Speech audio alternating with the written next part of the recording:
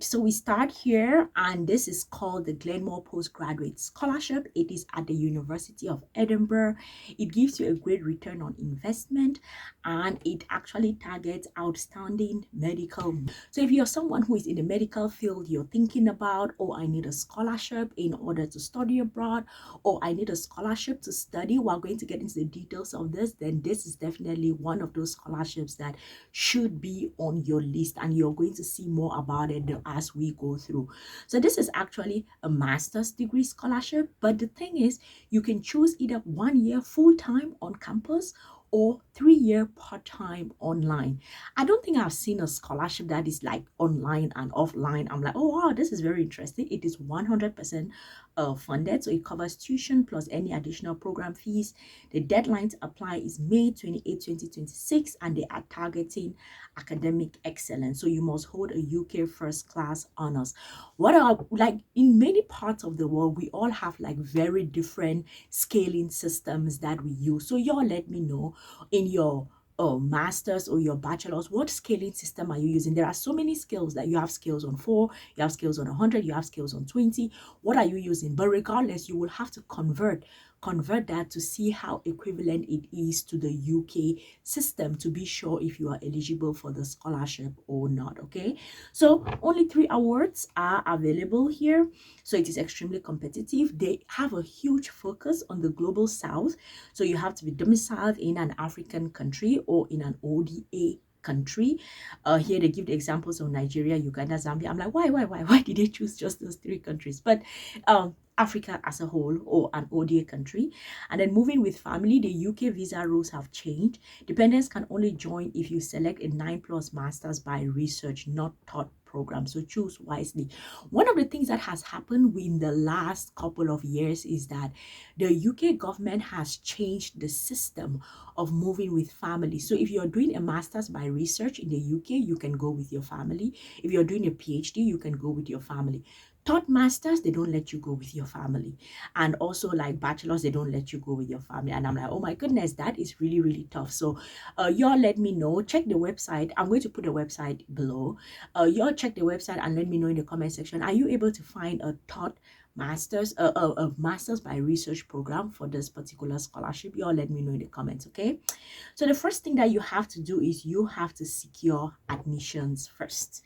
You must apply for a medical program before you can access the scholarship portal. This is actually the case with so many other scholarships, where you secure admission, then you apply for the scholarship.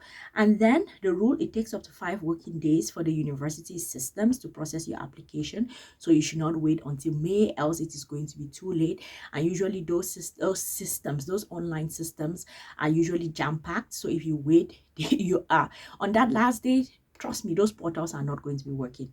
An insider hack to help you win: preference goes to applicants holding unconditional offer. So you should do your outs as early as possible. I don't know if they let people apply with Duolingo.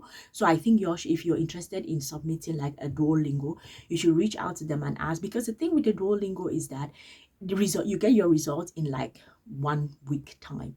So you can find this video today, write a Duolingo tomorrow, and in a few weeks time, by the end of the week, you have your results, and then you can now start your application. But I hope that you all let me know in the comment section, do you all have like TOEFL, IELTS, or are you going to be trying the Duolingo system? You all let me know in the comment section. Okay, so now let's look at your personal statement for this scholarship.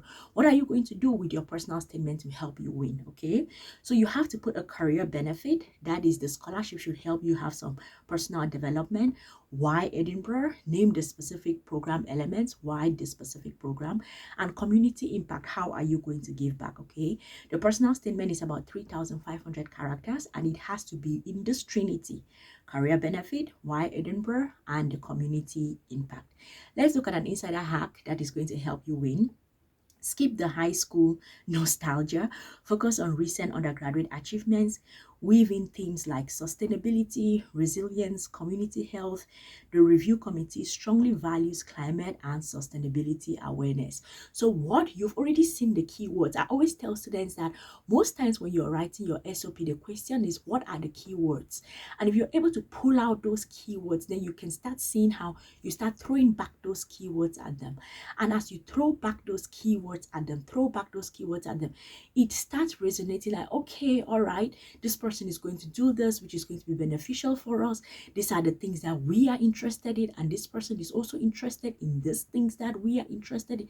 That is the politics of getting a scholarship. If you're able to weave all those things in, the chance that you are going to get the opportunity is very, very high. Okay, a lot of research went into making this video, so I'm going to put all of the things that I have learned about this particular scholarship in my study abroad database that I am going to put here.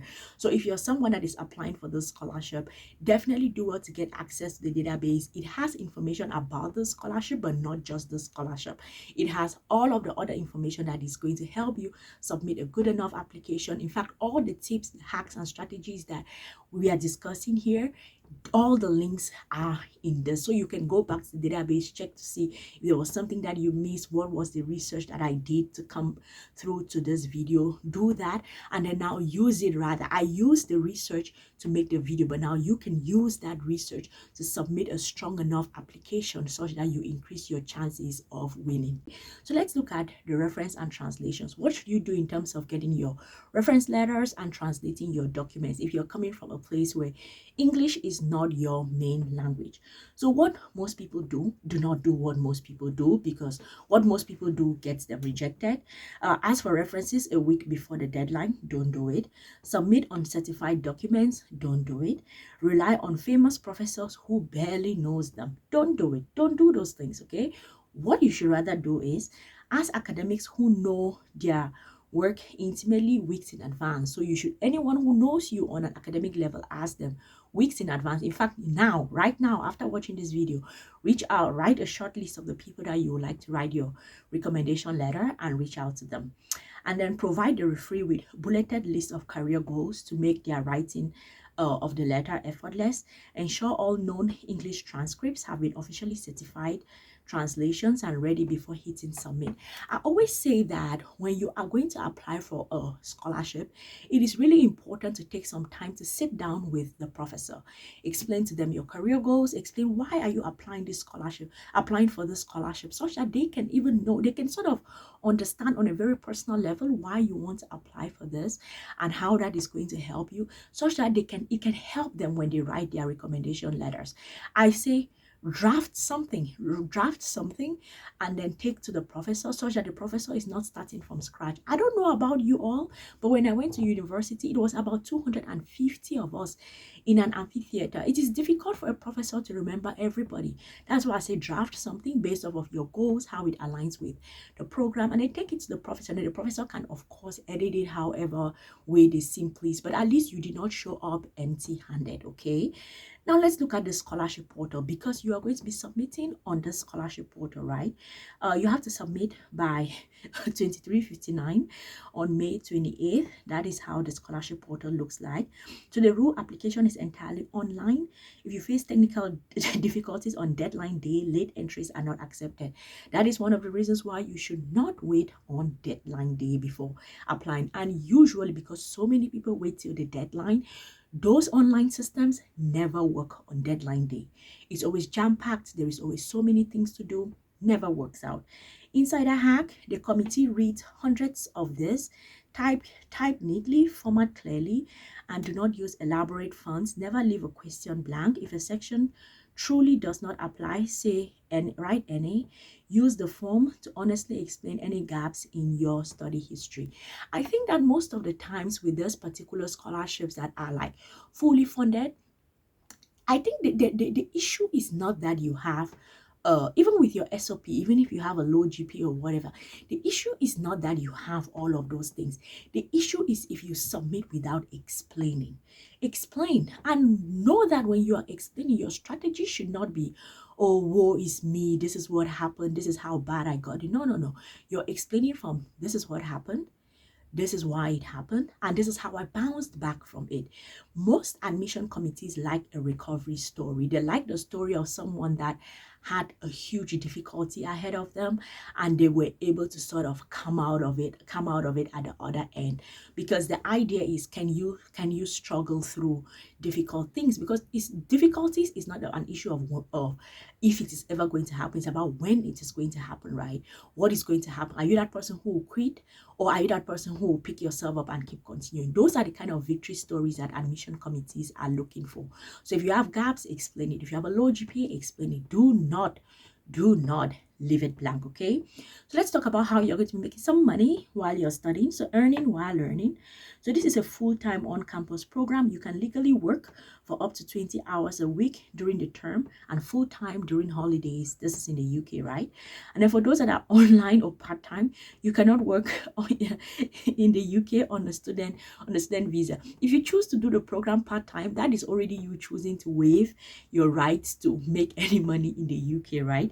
Because you are not going to be in the UK, you'll be in some other country. Inside a hack, if on campus, don't just take any job. Leverage the university's career service to secure part-time roles that build your medical CV, not just your bank balance. I think that this is one of the things that I really did not do when I was in school. Really taking time to, while in school, also building my professional CV. I mostly did part-time jobs that just gave me money, and then you get out of here like, oopsies, I've not built my CV at all. I just have the academic CV, but I don't have anything with reference to relevant work experience, and it's something I'm struggling with. So right now, don't do it. Don't be me, okay? Post scholarship outputs. What is going to happen when you're done? The part A, Glenmore vision, return home, use your Edinburgh degree to elevate your country's medical and healthcare landscape. That is part A. Part B, the UK graduate visa. You can stay in the UK. This route allows you to work or look for work for 2 years on restricted skills levels. Remember, you're a medical student, so most of the things that you're going to be doing here is like you're gaining work experience, so it will be relevant for you to work there. Inside a hack, to get the graduate visa, your university must report your success completion to the Home Office before your student visa expires. Stay in constant contact with your international office as your results get finalized. And one of the things that you all should remember when you apply for this scholarship and move to the UK is that this is actually a 1-year scholarship. So you really do not have a lot of time. You have to be very smart from day one. That is why you're watching this video. You have to be very smart from day one when you get there, such that you can have a particular target on this, like, okay, this is what I should do 6 months before, 8 months before, so you can plan ahead of time. Let's look at the UK job market reality. So since Brexit, more international students are staying in the UK. In 2024, 40% of students switching directly to work visas went into the care sector, and this is a medical scholarship, so the chances of you getting into that care sector is high. Inside that hack, the care sector has high demand, but recent rules ban dependents for new care workers. Don't be underemployed. Aim to leverage your elite Edinburgh medical degree to secure sponsored roles that meet higher standard for skilled worker salary threshold. So you're looking at £38,700, okay? As someone who is in the medical field, or everyone that is going to get this scholarship, you're in the medical field. So what you should do is, just as they explained, they leverage that to get some kind of a high skill job, and that is going to be your pathway to working there. And of course, as we are going to look later on, permanent residency, and then seeing how you can get citizenship. So let's look at the pathway to permanent residency, okay? So here we have pathway to PR. Step 1, you have your student visa. That is how you all are going to get into the UK. Completing your degree, the time does not count. The second step, graduate visa, 2 years of unrestricted work, time does not count towards PR. And then the next one, you have your skilled worker visa. As I said already, leverage the Edinburgh name, which is like a high class name, to secure this one, this skilled worker visa, which requires, and they say you should get a sponsored job, right? Requires a sponsored job meeting salary thresholds, which they said before, £38,700. And then you now go to stone 3, which is you remain indefinite leave to remain. achieved after 5 continuous years of skilled worker visa. So the target is study, then use what you've gotten to get the skilled worker visa, and then in 5 years time you get your PR.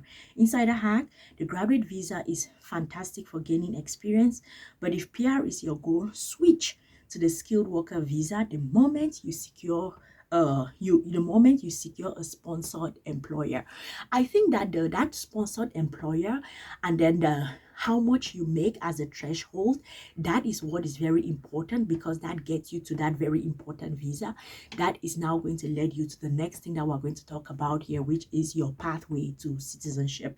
So the rule here for your pathway to citizenship is you have the ultimate milestone. You can usually apply for UK citizenship 12 months after obtaining this indefinite letter to remain, which is the PR. Insider hack: keep immaculate records of your travel outside of the UK starting from day one. Oh wow.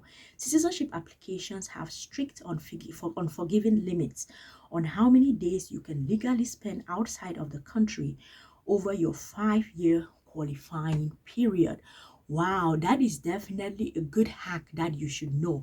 But the thing is, if you're able to know all of these things and plan this from the start, you will be able to get into the UK on this 1-year study path and work your way to permanent residency within the next 5 to 7 or 8 years. And I think that it is really a good deal. I hope that this was helpful. If it was, do well to like the video, save the video, share the video with a friend, a brother, a sister, an auntie, an uncle. I am going to see you all in the next one. Cheers.